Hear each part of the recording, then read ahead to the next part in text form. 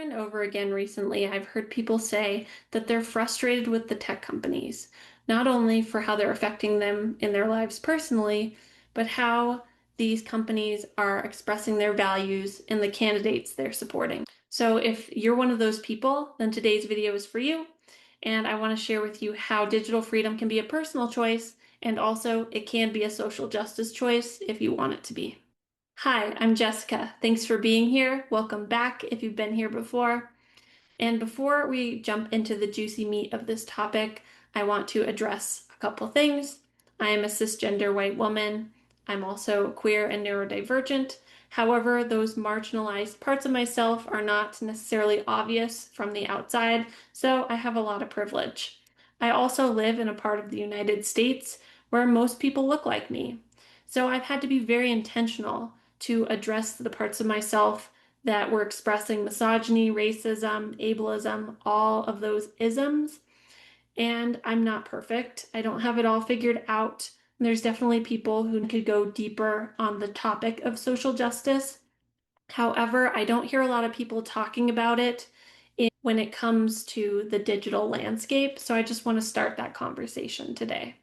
As you may know, I've been a digital minimalist for the past 6 years and a life coach for the past 5, but it was only recently that I married the two together. And while I was doing my internal research to learn more about the types of people who are likely to be interested in digital minimalism, I found something that sort of bothered me. I found out that people who are most likely to do a digital detox are young white men who are also financially well off. I think it's great that anyone is taking advantage of a digital detox because it's for everyone and can be beneficial regardless of who you are, what you look like, or what challenges you face. However, it makes me think that there's some sort of block for the average person, and not even the average person, but the marginalized people. It's most often used in the productivity and work area, but it helps in every aspect of life. It'll help you get better sleep, have better memory, a longer attention span, more ability to focus. You'll be more present in your relationships. And by stepping back from platforms like social media, you'll be more likely to engage in in-person community and relationships, which are so much deeper in quality, which I feel is what we're lacking in this very digital world that we've built for ourselves. We're longing for that deep in-person connection, more intimacy, feeling like we're connected to people. And a digital detox can facilitate that. I don't have an answer for why affluent people who are white and male are more likely to do a digital detox, but it could be a variety of things, including that people just don't have access to this information, which is part of why I create these free videos and free articles. It could also be that marginalized communities are working really hard, having lower income jobs, so they may not have the time and energy to devote to learning about a digital detox. It could also be that we've convinced ourselves that we need online communities like social media in order to feel seen and whole in our differences. I've heard people argue that marginalized communities need social media to feel community. As someone who's a member of the LGBTQ community, I completely understand if you live in a rural area wanting to find other people who are like you if there's not many people like you in your area.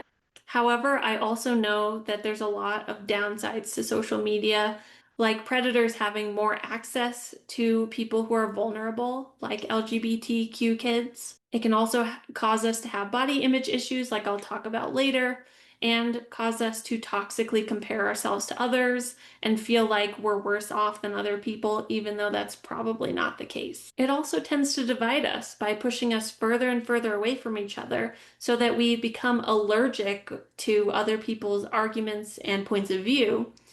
And we spend time with people more and more like us, which moves us more and more to the outskirts of the political spectrum instead of moving us to the middle where we can see each other's point of view even if we disagree. So while I've definitely believed in the past that having an online community of people like me made me feel better, ultimately I found that that just wasn't actually true. And it was just something that felt a little bit more comfortable than trying to make real life connections. Because a lot of the tech companies have been supporting Trump, rolling back DEI initiatives, and even firing fact checkers, this feels like an issue that's really important right now, but it's something that's been building and building over time. I'm just going to talk a little bit about Facebook, but they're definitely not the only ones out there with issues. In 2018, Facebook changed their algorithm with the intention of making people spend longer on their platform and build more connection. However, their internal research found that while people were spending more time on their platform, they were actually less happy than before. But they didn't do anything to change the algorithm because it was making them more money. There's also been research to show that Facebook and Instagram make teenage girls have more body image issues. There was also the Cambridge Analytica scandal on Facebook, where they were mining people's personal information, even people who didn't engage with Cambridge Analytica, and they were taking that information to figure out who was a moderate and slowly manipulating those people's ideals so that they moved further in one political direction. I want to pause here to note that I'm not trying to make you feel bad if you use Facebook or Instagram. That's not my intention at all. My hope is that it will motivate you to make different decisions and to not be all or nothing with it. Remember, we're having a nuanced conversation. So even if you just use those platforms for 30 minutes less per day, that's making a huge difference. I simply want to invite you to make different decisions and feel proud of those decisions and to make them your second or third choice instead of your first choice. We've spent quite a bit of time on social media at this point, so I also want to talk about another big company, Amazon.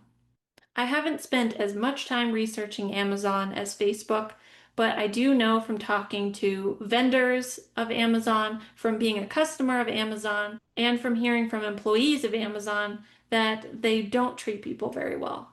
Their vendors tend to lose more money for people who buy their products through Amazon. Amazon tends to rip them off with regards to shipping costs, and they generally treat their employees like they're expendable, making them work really long hours, not have enough breaks until they burn out. And unfortunately, there's enough people who would work at Amazon that they can just fire those people and bring on new ones.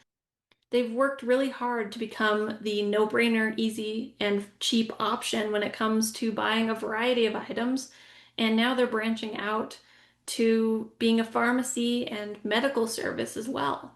It's put a lot of other companies out of business, and it's made it harder to find products on different platforms. So, as I've already said, I'm not telling you to completely stop using Amazon, but to make them your second or third choice instead. I want you to make changes in your life that match your values, that feel sustainable, and that encourage others. We're not going for extremes. I am someone who deleted all my social media accounts, but I don't expect you to do that. I want you to make the changes that feel doable and accessible to you so that you can motivate the people around you to do the same. I also don't think this is just an issue for people who are socially liberal. I know that many of my conservative friends who are Christian believe in treating their neighbors well and taking care of the people around them. So when these platforms and companies aren't taking care of their employees or their vendors, and they're not fact checking information on their platforms, that hurts all of us, regardless of what our beliefs are. It might sound idealistic, but what I really want to see is people having in depth, curious conversations again, where we can disagree with each other and still love each other, where we can have disagreements that don't end in ghosting people, blocking people, or ending that relationship necessarily, where we don't go into a conversation trying to change someone's mind, but just questioning what they believe so that we can understand it better and so they can understand their argument better.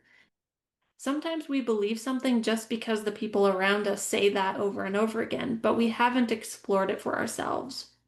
It respects all of our humanities and it's going to help bring us closer together. That's really what I want.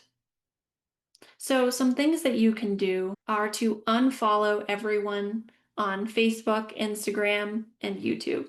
This means that you'll have to actively go to someone's profile to look at their content, but that's kind of the point. It also means that Facebook gets less advertising money from you because you're not scrolling in the feed.